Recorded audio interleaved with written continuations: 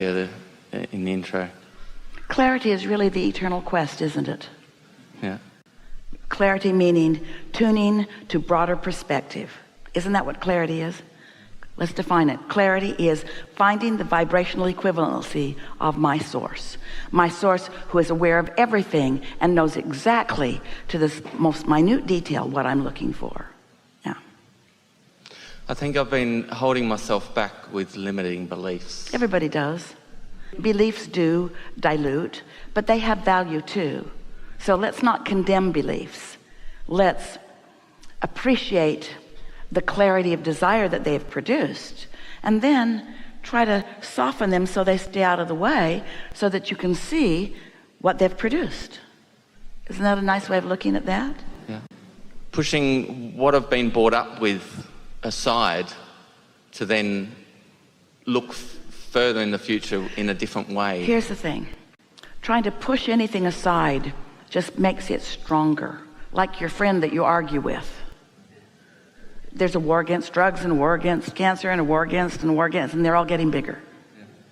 Haven't you noticed? Every time somebody wages a war, it gets bigger. So rather than push against it, rather than try to push it out of the way, instead look for the clarity that it has produced. Well, that's what the clarity's starting to come, and I'm been seeing the benefits of a different way to look at life. But I still have that. We want to give you a little story here, because we hear this from a lot of you who have come to a certain place of clarity, and of course you still want more. You always will. It's an eternal quest, evolution. Since we are all eternal, more must be understood and embraced. So there's no standing still and there's no going back. So going with the flow of expansion is a really good thing. But there is a strong human attitude that takes place in these rooms quite often that goes something like you described just now, that you were raised in different belief systems that now you're trying to push aside, and that'll get you nowhere. Look at it this way. Let's say that you stepped into a vehicle and it wasn't awesome by today's standards, but it was awesome by that day's standards.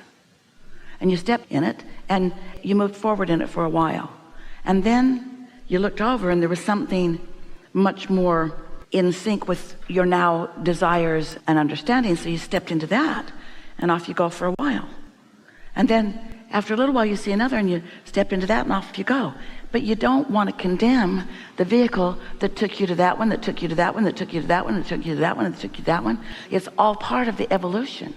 You don't want to stand where you are and ever feel regret for how you got here, because that makes where you are full of resistance and makes you less open to the receiving that could be there right where you are. Yeah. And I think I'm in the right spot right now. We think so too. And we think you were then, and then, and then, and then, and then, and then. You see, let's chew on this just for a little bit. We want to put all of you at ease relative to your emergence into this physical body, in this time and space. So, splat, there you are. Now, you started this conversation with just the best word ever, the word clarity. And we identify that clarity is alignment with the whole of you. And clarity is about focus.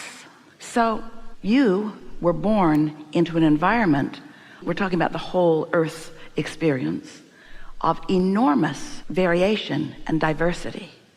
Oh, it's just beautiful and perfect and balanced. Understanding, you made the decision to come deliberately because you understood that out of all of that would come your opportunity to come to your own decisions and desires. So you weren't pushing against anything that was here. Not one of you said, I'll go, but clean it up before I get there. One political party, please, in agreement. One religion. Please decide how you see God, and once you're all in agreement and you're no longer killing each other over that, I'll come. Not one of you said that. Instead, you came knowing that the diversity would help you to focus. So think about what focusing actually is. Isn't relationship with something necessary to focus?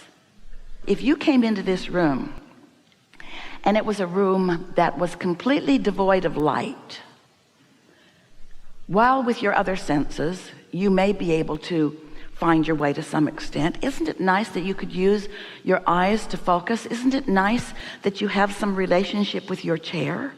Isn't it nice that you have some relationship with one another? We know this is a really bulky, obvious analogy, but everything around you is necessary for you to focus. And so being born into a belief system, every single one of you knew that no matter what belief system you were born into, it would evolve into something that was bigger and more. Every one of you knew that.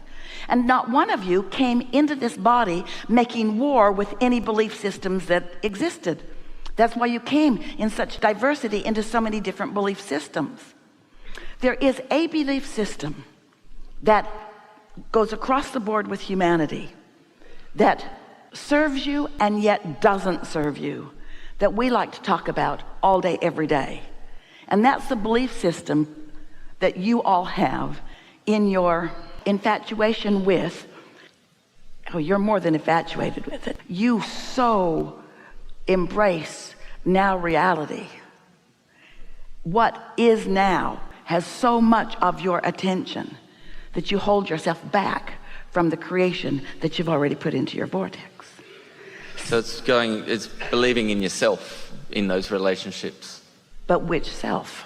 There's the you who is under the influence of the whole of who you are, and there's the you who may be influenced by other humans who are insecure. And what we're saying to you is, even if you were born into an environment of insecurity where they sought to control you and it was fear-mongering and they warned you against all kinds of things, still there was value in the focus that provided for you, because out of that was born clarity of who you really are and lots of impulses from your inner being. And so believing in yourself, when you say that, what we mean by that is getting a whiff of what your inner being, the total you, really knows about this. And when that happens, when you really hook up with who you really are, you don't feel one bit of impulse to push against one bit of anyone. When you're really tuned into who you are, it's only their assets and their positive aspects that your inner being ever focuses upon. That's the big benefit of your inner being. We're going to say something to you and you're going to repeat it, and when you do, we're going to deny it. No, we won't deny it. But we want to get your attention with this, and so we're going to say something. Esther's already formulated the words for it, so here they come. You're here doing the dirty work. I've got the front seat. Say again? I've got the front seat. So you're here to experience the contrast. Your inner being isn't. You are here experiencing contrast and giving birth to what is preferred, and your inner being turns undivided attention to what is preferred. So when you say believe in yourself, we want to say more than believing. There's hoping, which is pretty good. There's doubting, which feels terrible. There's hoping, which feels better. There's believing, which feels even better, and there's knowing, which feels even better. When you know what your inner being knows, now you're standing strong and stable. And when you know, when you're tuned in with your inner being, you don't need to push against anything, because you don't fear its intrusion into your experience. You only fear intrusion when you're misunderstanding. It's attraction, it's attraction, it's attraction, it's attraction. There is no assertion. It's attraction, it's attraction, it's attraction, it's attraction, it's attraction. Esther has a global entry card, and it expired a few days ago. But before that, she got onto the website to renew it. And her friend and brilliant IT person guided her through. She did everything the way he had just done it. He had just done it an hour before. She got it all done. And now she's waiting for the card to come, but it doesn't come. It hasn't come. His did. Everyone else's did. Where's her card? Stuck in cyberspace? Is she on a watch list somewhere? Why is her card not coming? Well, the card matters to her because it's TSA pre-check. It takes her through the airport so much more easily. And there's 6 months leeway. There's nothing urgent about it, but still, she's uneasy that she doesn't have that card in her hot little hand. She wants it and doesn't have it. She wants it and doesn't have it. So she feels insecure that she doesn't have it. A little insecurity that she doesn't have it. Even though there's 6 months leeway and nothing to worry about, and it certainly is coming, and it doesn't matter why it hasn't. In fact, maybe it hasn't for the benefit of this exposure to this experience. So she gets to the airport on Thursday evening and goes to the Southwest check-in. She really likes those guys. They're always so fun and so nice, and they play with her and she plays with them. And so she hands her envelope and off she goes. She has her driver's license still in hand and her boarding passes, and she comes to the first place where they check to see if you have TSA. And she's really on the move because she always just holds it, and she's amazed how well they can see. That they're able to always see that she is TSA pre-check while she's in motion. And she always says, "You've got really good eyes," as she swings past them. So she's swinging past this guy, and he says, "Hold it, wait. You don't have TSA pre-check." And Esther said, "Yes, I do." He said, "No, you don't." And Esther looked, and she didn't. And she said, "Well, where's the flyby lane?" And he said, "I don't know what you're even talking about. You'll have to go back to the..." She said, "I always get it." And he said, "Well, not today." And her greatest fear has come to pass. She has to get in that long line. She looked down. It wasn't even her name on the boarding pass. Wasn't a long walk back. She went back. She said, "Hey, you guys gave me somebody else's boarding pass." And she checked, and they'd checked the luggage correctly.